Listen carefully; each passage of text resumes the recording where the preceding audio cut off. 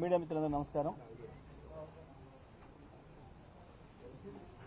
రైతు భరోసా పథకం విషయంలో ప్రభుత్వం చేసిన మోసాన్ని ప్రక్కదారి పట్టించడానికి,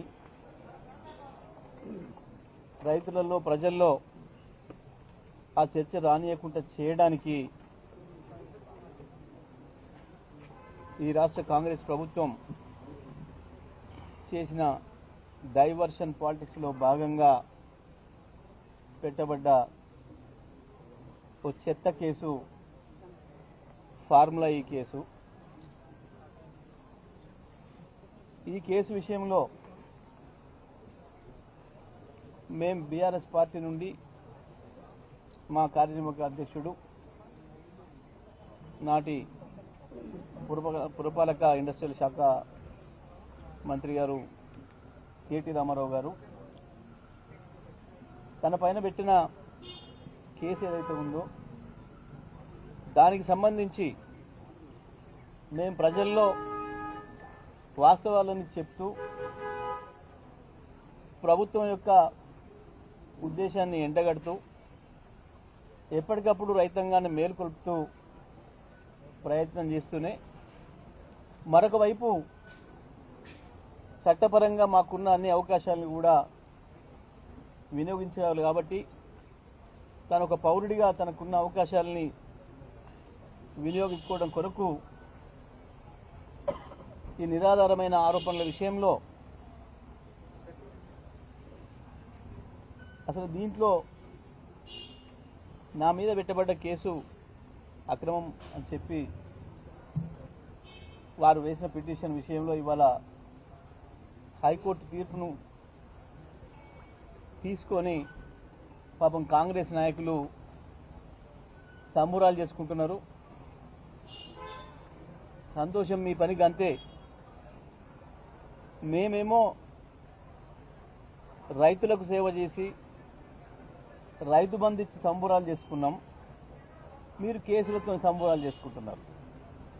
కాంగ్రెస్ పార్టీకి బీఆర్ఎస్ పార్టీకి ఉన్న తేడా ఏంటంటే మేము 24 గంటల కరెంట్ ఇచ్చి సంబురాలు చేసుకున్నాం ప్రజలతో కలిసి, ఇంటింటికి మంచినీళ్ళు ఇచ్చి సంబురాలు జరుపుకున్నాం, ప్రజలతో సంబురాలు చేపించినాం, 1.5 ఎకరాలకు నీళ్ళిచ్చి 3.5 కోట్ల టన్నుల పంట పండించి రైతులతో సంబురాలు చేసుకునే వాతావరణం తీసుకొచ్చినాం. భారతదేశంలో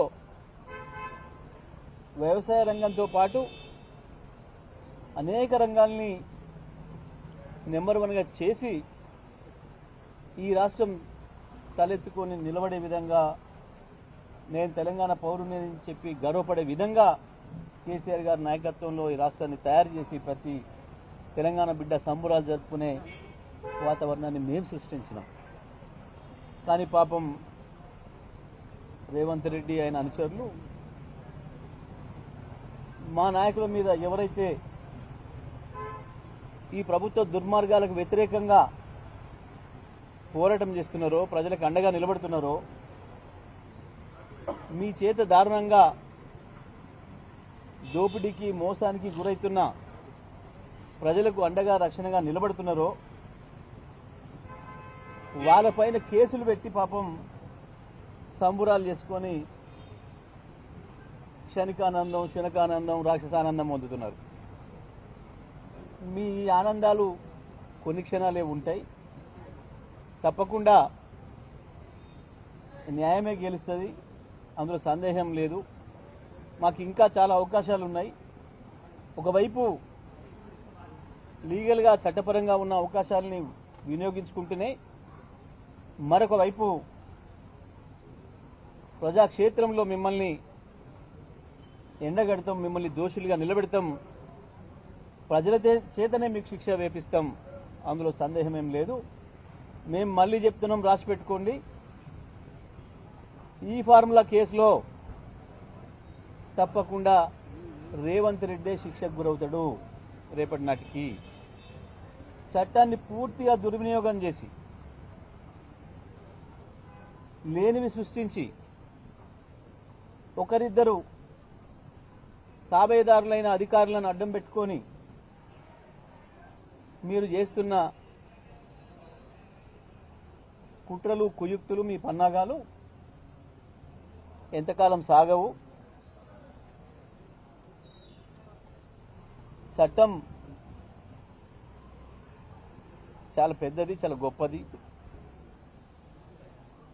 మీరు తాత్కాలికంగా చట్టాన్ని దుర్వినియోగం చేసినా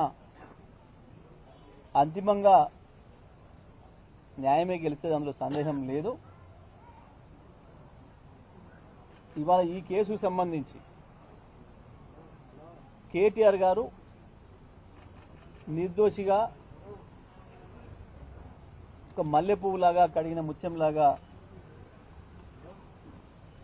చట్టపరంగానే తేలి వస్తాడు. ఇవాళ నువ్వు ఎన్ని చేసినా కొంతమంది మీడియాలో ఉన్న మిత్రుల్ని రకరకాల పద్ధతుల్లో ఇన్ఫ్లుయెన్స్ చేసి బతిలాడో బామాలో నువ్వు తాత్కాలించి హైదరాబాద్ నగరాన్ని ప్రపంచ స్థాయి నగరాల్లో నిలబెట్టడానికి, హైదరాబాద్ బ్రాండ్ ఇమేజ్ని పెంచడానికి, ప్రపంచంలోనే అత్యంత నివాసయోగ్యమైన పట్టణాల్లో మొదటి వరుసలో హైదరాబాద్ను నిలబెట్టడానికి ఆయన పడ్డ తాపత్రయం, ఆయన చేసిన కృషి ఇప్పటికీ హైదరాబాద్ ప్రజల్లో ఉంది, వాళ్ళ హృదయాల్లో ఉంది.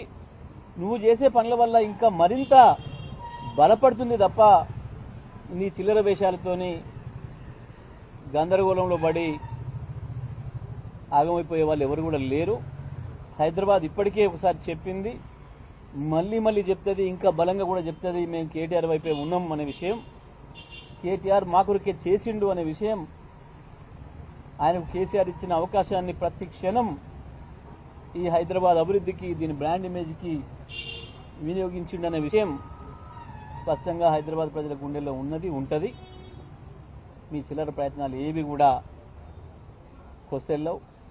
తప్పకుండా మీరు బొక్కబోర్ల పడుడు ఖాయం, మీ మూతి వాయడం ఖాయం. ఇది గుర్తుపెట్టుకోవాలని చెప్పి నేను రేవంత్